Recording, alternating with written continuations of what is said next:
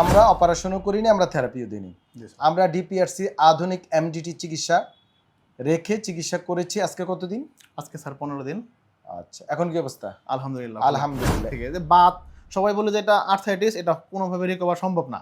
আমি কুজো হয়ে যাইতেছিলাম, এমন একটা পরিবেশ হয়ে গেছিল। এই হাঁটতে মুষ্টি পারতেন? না স্যার, হাঁটতে পারতাম না, সাথে মুষ্টি আমার আসতো না টোটালি এই পর্যন্ত। এখন ইনশাআল্লাহ যদি কাউকে মারি ও বুঝতে পারবে যে কেমন। থাক, মারার দরকার নেই। কিন্তু আপনারা যে মেশিনগুলো ইউজ করছেন আমার শরীরে, এটা হয়তোবা যে টাকাটা নিয়েছেন এটা অল্প সামান্য, এক কথায়। আসার পরে আপনি দেখার পরে এই তো ভর্তি হলাম। ভর্তি হয়ে আমি 3 দিন পরে থেকে রেজাল্টগুলো পেয়েছি যে কেমন হয়। হাঁটেন তো দেখি, সামনে হাঁটেন। আগের মারতে পারতেন? আগে স্যার এই যে এইভাবে হাঁটতাম, এইভাবে। বিসমিল্লাহির রহমানির রহিম। দর্শক, ডিপিআরসি এই নাম এখন সারা পৃথিবীর সকল বাংলা ভাষাভাষী বুঝে। আমরা যদি সাক্ষাৎকারগুলা রুগীদের থেকে ইংলিশে নিতে পারতাম তাহলে সারা বিশ্ব বুঝে ফেলত। যাক, আলহামদুলিল্লাহ, আমাদের এখন পলাশ সাহেব একজন ব্যবসায়ী, জামালপুর জেলা রুগী। উনি আর্থ্রাইটিস, বাত রোগ, আর্থ্রাইটিস রোগে আক্রান্ত এবং যার কারণে ওনার হিপ জয়েন্ট প্রবলেম, হাঁটু ব্যথা, অনেক ব্যথা বেদনা এবং বিভিন্ন দিকে অনেক ডাক্তাররা থেরাপি দিয়ে অবস্থা খারাপ, বিভিন্ন দিকে অপারেশনের কথা বলছে, অনেক কিছু। যাই হোক, আমরা অপারেশনও করিনি, আমরা থেরাপিও দিইনি। আমরা ডিপিআরসি আধুনিক এমডিটি চিকিৎসা রেখে চিকিৎসা করেছি। আজকে কতদিন? আজকে স্যার 15 দিন। আচ্ছা, এখন কি অবস্থা? আলহামদুলিল্লাহ। আলহামদুলিল্লাহ, এরকমই আলহামদুলিল্লাহ। এবার বলেন, আপনি কি বলতেছেন বলেন, কি সমস্যা ছিল এটা আগে বলেন। আমার তো স্যার আপনার এখানে আসার আগে আমি জামালপুর, ময়মনসিংহ, আই হোপ ঢাকাতেও বিভিন্ন জায়গায় ডাক্তার দেখিয়েছি। রোগ ধরতেই পারে না, সাথে হচ্ছে আপনার ব্যথার যে ইগুলা ঝামেলাগুলো ছিল, এগুলো থেকে মেডিসিন খাইলেই ভালো, মেডিসিন খাওয়া ছেড়ে দিলে আবার আগের মতোই এমন একটা অবস্থা হয়। আপনার এই ভিডিও দেখেই মূলত এখানে আসার পরে আপনি দেখার পরে এই তো ভর্তি হলাম। ভর্তি হয়ে আমি 3 দিন পরে থেকে রেজাল্টগুলো পেয়েছি যে কেমন হয়। এমন আগে কি কষ্ট হইতো? এমনি তো কষ্ট আপনার এই মুষ্টি না স্যার, হাঁটতে পারতাম না, সাথে মুষ্টি আমার আসতো না টোটালি এই পর্যন্ত। এখন ইনশাআল্লাহ যদি কাউকে মারি ও বুঝতে পারবে যে কেমন। থাক, মারার দরকার নেই। ঠিক আছে। আর সবচেয়ে বড় কথা হচ্ছে ক্যামেরার পিছনে একজন মানুষ আছে, তার কথা না বললে না হয়। উনার অনুপ্রেরণা, উনার শিক্ষা, উনার যে আমার প্রতি যে একটা টান, মানে এক কথায় উনার অক্লান্ত পরিশ্রম আজকে এই পর্যন্ত।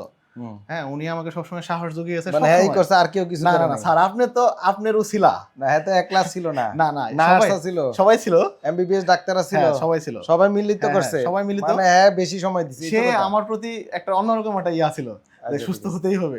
আপনি আগে কি নিচে বসতে পারতেন? স্যার, নিচে বসাটা খুব প্রবলেম ছিল। এখন আমার মোটামুটি রিকভার। হয়তোবা যে নিয়ম কানুনগুলো দিতেছেন আপনারা, এগুলো হয়তোবা স্ট্রাগলের পথে। একটু হাঁটেন তো দেখি, সামনে হাঁটেন। আগের মারতে পারতেন? আগে স্যার এই যে এইভাবে হাঁটতাম, এইভাবে।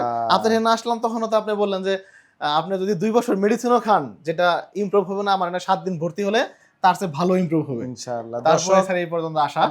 আপনি থাকেন কই?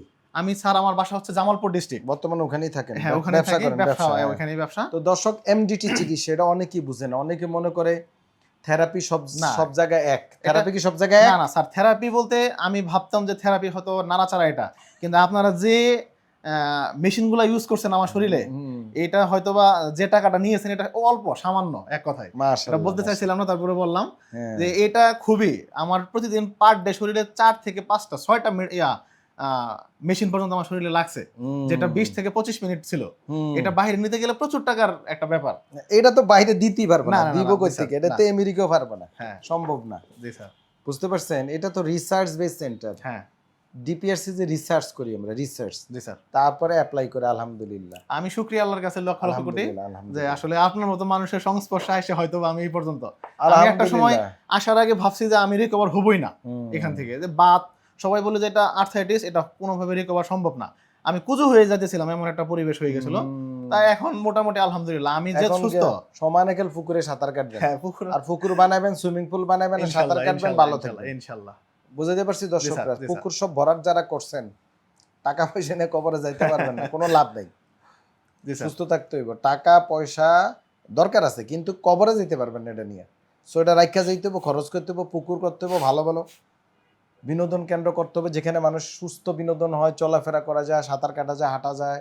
হ্যাঁ, ভালো সেন্টার করতে হবে, ডাক্তারদের চিকিৎসা সেন্টারে হেল্প করতে হবে যেন মানুষ পঙ্গু হয়ে ঘরে না থাকে। কিন্তু পুরাই দেন ইয়াং মানুষ, হ্যাঁ 30 বছর বয়স, তখন যখন আইছে মনে হয় যে 70-80 বুড়োই গেছে। জি স্যার, আপনি দেখছেন খুব এখন কাছ তো থেকে। মনে হয় যে 25 বছর হয়ে গেছে নাকি? জি স্যার। আর একটু কম মনে হইতেছে। না তো সবাই ভালো থাকবেন, আমাদের জন্য দোয়া করবেন যেন ভালো চিকিৎসা সেবা আপনাদের দিতে পারি। অবশ্যই। রোগীদের জন্য আমরা দোয়া করি এবং আমার এই রোগীর জন্য দোয়া করবেন। আসসালামু আলাইকুম রহমতুল্লাহ বারাকাতুহু। ডিপিআরস লিমিটেড, আস্থা, বিশ্বাস ও নির্ভরতায় অবিচল।